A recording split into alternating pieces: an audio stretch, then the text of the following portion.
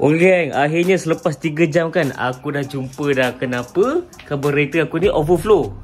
Tidak saya cakap geng, aku dah buka carburetor di 7 kali geng. Pasang buka, pasang buka, pasang buka. Aku nak adjust dia punya ketinggian float ni.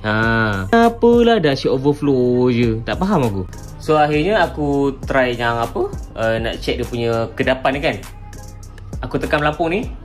Okey, tak ada masalah, memang kedap.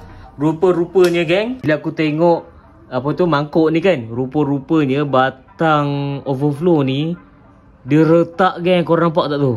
Patutlah tak habis-habis, asyik overflow je. Macam mana aku tahu benda ni retak kan? Okey, aku guna ni.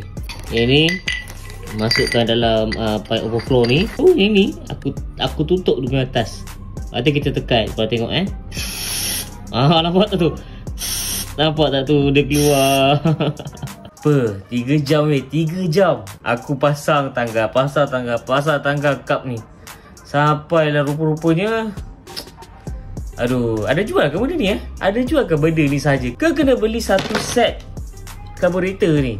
Disebabkan motor ego ni lah aku terpaksa sidai Wira Gerang geng. Sorry geng, aku nak settlekan benda ni jap.